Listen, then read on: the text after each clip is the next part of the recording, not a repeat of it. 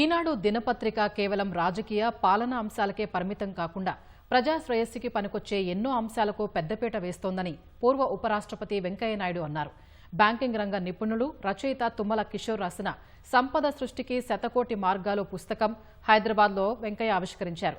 ఈ కార్యక్రమంలో ఈనాడు ఆంధ్రప్రదేశ్ తెలంగాణ సంపాదకులు ఎం నాగేశ్వరరావు, డిఎన్ ప్రసాద్, రచయిత తుమ్మల కిషోర్, ఎంఎస్కో ప్రచురణ సంస్థ అధినేత విజయ్ కుమార్, సీనియర్ పాత్రికేయులు వల్లీశ్వర్ పాల్గొన్నారు. ఆ పుస్తకాన్ని దివంగత రామోజీరావుకి అంకితం ఇవ్వడం మంచి విషయమన్నారు.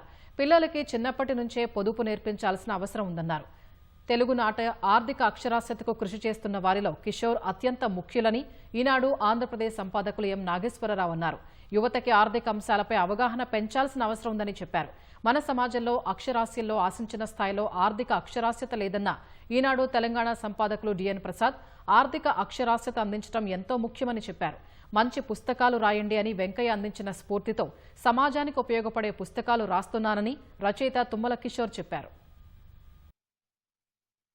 పెరుగుతుంది కానీ ఆర్థిక క్రమశిక్షణ తగ్గుతుంది. ఇది ముఖ్యంగా మనం గమనించాల్సిన విషయం. ధనాన్ని ఎలా ఖర్చు పెట్టాలి, మంచిగా ఎలా ఖర్చు పెట్టి సంపదను పెంచుకోవాలనే దానికి సామాన్యులు సైతం అర్థమయ్యేట్టుగా పుస్తకాన్ని తయారు చేసిన తుమ్మల కిషోర్ గారికి అభినందన తెలుపుతున్నాను. ఈ మితిమీరిన కొనుగోలు తత్వం మంచిది కాదు.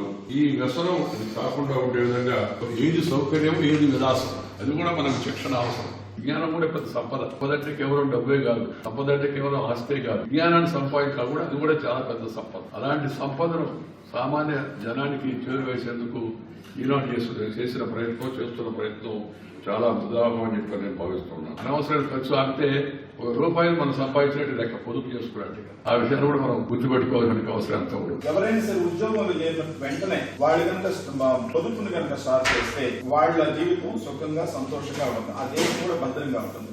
ప్రపంచంలో ఈ అనేక దేశాల్లో ఆర్థిక విలయం వచ్చినప్పుడు తలకిందులైపోయింది, కానీ భారతదేశం మాత్రం బాగా ఉంది. ఎందుకంటే భారతదేశ సంస్కృతిలోని పొదుపు ఒక భాగం, అందువల్ల అది చక్కగా ఉన్నది. మన సంస్కృతిలోని పొదుపు అత్యంత ముఖ్యమైనది. మన దేశంలో మహిళలు ముఖ్యంగా వాళ్ళు చాలా పొదుపుగా ఉండటం ఇవన్నీ, అందువల్లే కుటుంబాలన్నీ కూడా చక్కగా ఉన్నాయి.